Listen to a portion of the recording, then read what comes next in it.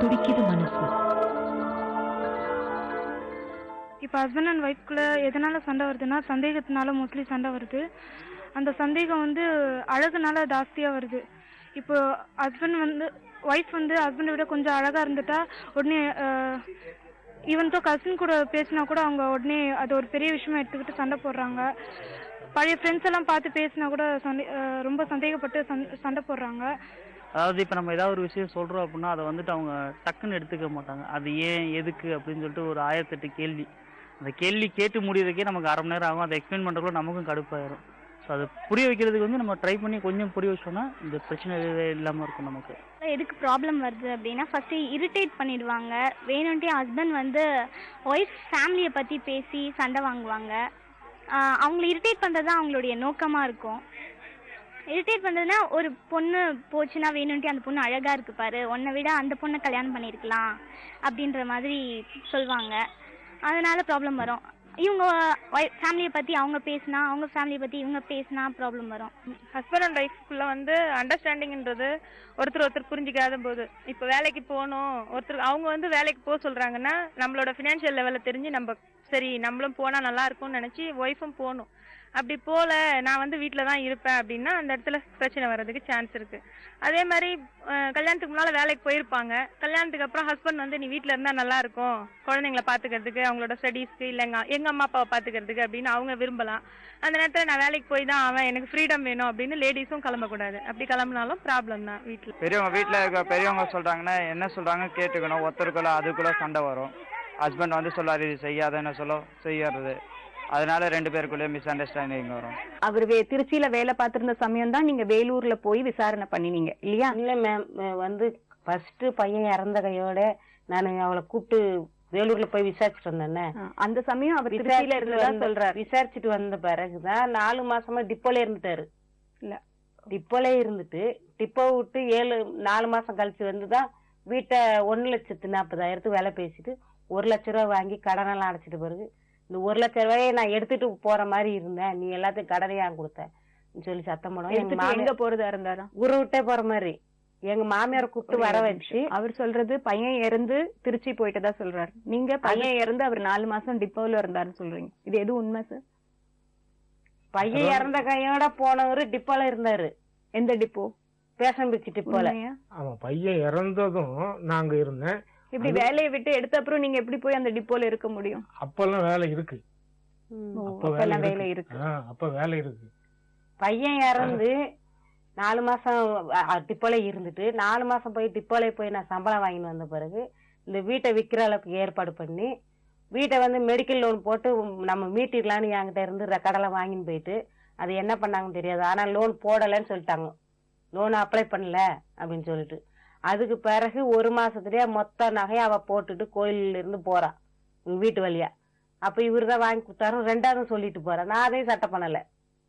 உங்களுக்கு எதிரே உங்க முகத்துக்கு நேரா அவங்க உங்க வீட்டுக்காரர் தான் நகைகள் வாங்கி கொடுத்தேன் அப்படின்னு சொன்னாங்களா, இல்ல உங்க காதுல அப்படி விழுந்துதா? காதுல பொம்பளை கிட்ட சொல்லிட்டு இருக்குது. உங்ககிட்ட நேரடியா பேசல. ஓகே, நேரடியா 1 லட்சம் ரூபாய் கொடுத்து என் நகையை மீட்டு கொடுத்தாங்க உங்க வீட்டுக்காரன்னு சொல்லல? அதெல்லாம் சொல்லல. வேற பக்கத்து பொம்பளை கிட்ட சொல்லிட்டு இருக்குது. நாங்க நிக்கிற பக்கத்துல தண்ணி பிடிச்சிட்டு இருக்கிறோம் என்கிட்ட சொல்ற மாதிரி அந்த பொம்பளை என்கிட்ட சொல்லிட்டு இருக்குது. அதுக்கு பிறகு இந்த 1 லட்சம் ரூபாய் கையில வாங்கிட்டு எங்க மாமியார வர வச்சு மொத்த பேருக்கும் நானே கொடுக்க சொன்னேன். கடன் மொத்தத்தையுமே கொடுத்துட்டோம். கொடுத்துட்டு 5000 கிட்டதான் இருந்தது கையில பேலன்ஸ். அதுவும் வீட்டுல இருந்தா இவரு குடிச்சு காலி பண்ணிட்டு போறான்னு எங்க மாமியார எடுத்துன்னு போயிட்டாங்க. அம்புத்தூருக்கு போயிட்டாங்க. திருவள்ளூர்ல வந்து கடனை கொடுத்துட்டு அவங்களே எடுத்துன்னு போயிட்டாங்க. அதுக்கு பிறகு 2 நாள் கழிச்சு வந்து 2000 ரூபாய் கையில கொடுத்து சாப்பாட்டுக்கு வச்சுக்கிடுங்க அப்படின்னு சொல்லி கொடுத்துட்டு போனாங்க.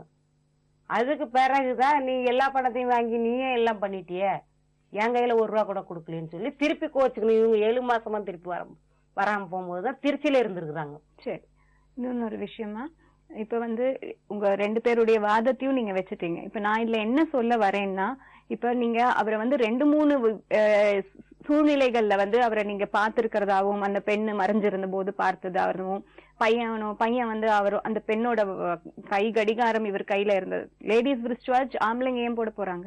அது மாதிரி நீங்க கேட்டிருக்கலாம் இல்லையா? அந்த மாதிரியான சூழ்நிலைகள்ல அவரை கையும் களவுமா நீங்க கேள்வி கேட்டிருக்கலாம். கேள்வி கேட்டு உங்க தரப்பு நியாயத்தை சொல்லியிருந்தா அவர் தரப்புல இருக்கிற என்ன வாதத்தை அவர் சொல்லியிருக்க போறாரு. 2 பேரும் பேசி தீர்த்திருக்க முடியும். இந்த நேரத்திலே முடிஞ்சிருக்கக்கூடிய விஷயங்கள் இது.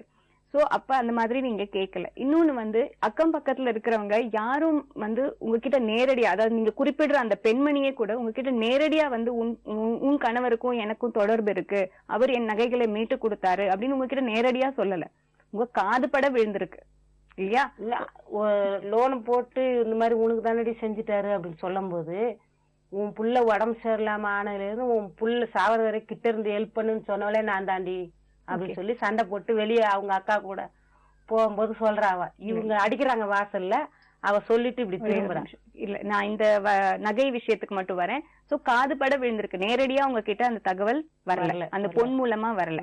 இல்ல இப்படி இல்லாமலும் இருக்கலாம் அப்படிங்கறதுக்கான சாத்தியக்கூறுகளை தான் நான் சொல்றேன். புரியுதுங்களா? இன்னொன்னு வந்து நான் சொல்லிதான் உன் புருஷன் உன் பையனை பார்த்தாரு அப்படின்னு அவர் சொல்லது கூட, ஏன் ஒரு பக்கத்து வீட்டுக்காரன் அக்கறையா ஏன்பா உன் பையனை நீ பார்க்க கூடாதா அப்படிங்கிற ஒரு அக்கறையில ஒரு பக்கத்து வீட்டு பெண்மணி சொல்லியிருக்கலாம் இல்லையா? அந்த மாதிரியும் எடுத்திருக்கலாம். புரியுதுங்களா? அண்ட் அவர்கிட்டயும் வந்து நிறைய தப்புகள் இருக்கு. இந்த மாதிரி 4 மாசம் 6 மாசம் பிரச்சனைகளை தீக்காமலே பிரச்சனையை விட்டு எஸ்கேப் ஆகி போயிட்டாரு அவரு. அந்த நேரத்துக்கு நம்ம தப்பிச்சா போதும், நம்ம காதுபட எதுவும் நடக்க வேண்டாம், நம்ம கண்ணெதிரில எதுவும் நடக்க வேண்டாம் அப்படிங்கறது தன்னை மட்டும் சேஃப்கார்ட் பண்ணிக்கணும்ட்டு அவர் அந்த சூழ்நிலையில இருந்தே விலகி போயிடுறாரு. சோ அதுவும் அவர் மேல இருக்கிற தப்பு தான், அதையும் அவர் செஞ்சிருக்க கூடாது. சோ இனிமேல் வந்து நீங்க உங்களுக்கு சந்தேகம் அப்படின்னு தோணுதுன்னா அதை தெளிவுபடுத்திக்கலாம், அதுல தப்பே கிடையாது. கணவன் மனைவிக்குள்ள எந்த ஒளிவு மறைவும் இல்லாம இருக்கிறது தான் வாழ்க்கையோட இதுவே இல்லையா? அது அந்த ஒளிவு மறைவுகள் இல்லாமனா அப்பப்ப நீங்க கேட்டு தெளிவு பெறதுல ஒன்னும் தப்பே இல்லை. யாருக்கிட்ட நம்பினா முழுசா நம்பணும், இல்ல நம்பாம விட்டுடணும் இல்லையா? சொல்ல துடிக்குது மனசு.